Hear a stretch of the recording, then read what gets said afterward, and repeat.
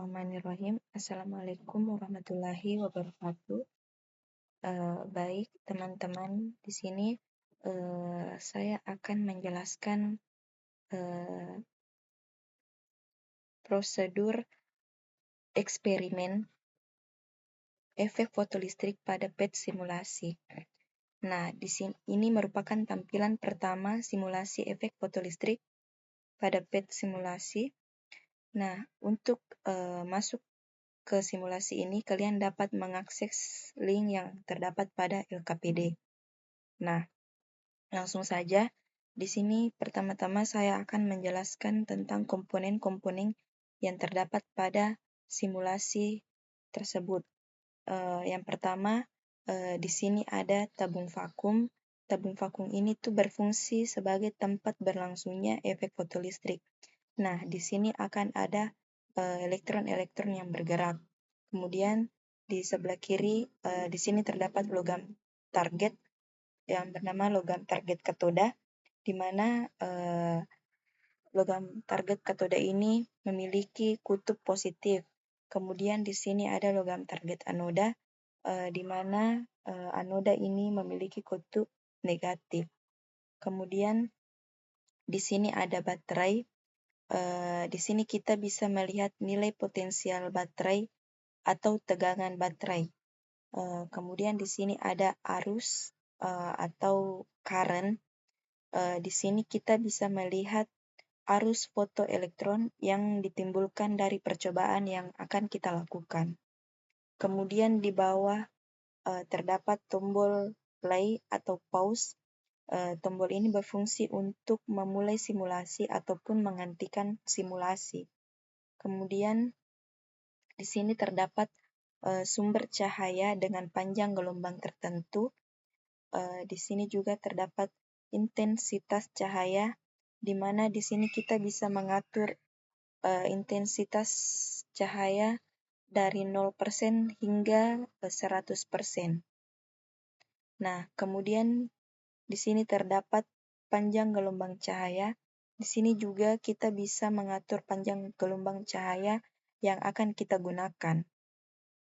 Kemudian di sebelah sini terdapat sasaran atau target, di mana target ini merupakan jenis logam yang akan kita gunakan pada eksperimennya. Ketika kita mengklik tanda ini, maka di sini akan terdapat beberapa jenis logam. Kemudian di sini terdapat komponen grafik, di mana yang pertama itu adalah arus versus tegangan baterai, yang kedua arus versus intensitas cahaya, kemudian yang ketiga energi elektron versus frekuensi cahaya. Langsung saja kita ke prosedur eksperimennya, di mana di sini untuk percobaan pertama dengan tujuan teman-teman bisa menjelaskan pengaruh intensitas cahaya terhadap arus fotoelektron, di mana di sini kita menggunakan target natrium, misalnya natrium. Kemudian untuk grafiknya kita centang arus versus intensitas cahaya. Nah, yang pertama kita atur panjang gelombangnya misalnya 662 nanometer. Nah, untuk intensitasnya kita gunakan misalnya 26%. Perhatikan arus yang terbaca. Di sini arusnya masih belum berubah, masih 0,000 ampere. Kemudian kita tambah intensitasnya menjadi 93, arusnya masih tetap sama dan tidak ada elektron yang bergerak. Kemudian kita geser kembali intensitasnya. Kemudian untuk panjang gelombangnya kita gunakan misalnya 491 nanometer. Nah, untuk intensitasnya kita tambah menjadi 20%. Nah, di sini teman-teman bisa mengamati jumlah elektron yang bergerak dan pergerakannya. Kemudian arus yang terbaca di sini masih 0,0. Kemudian kita tambah lagi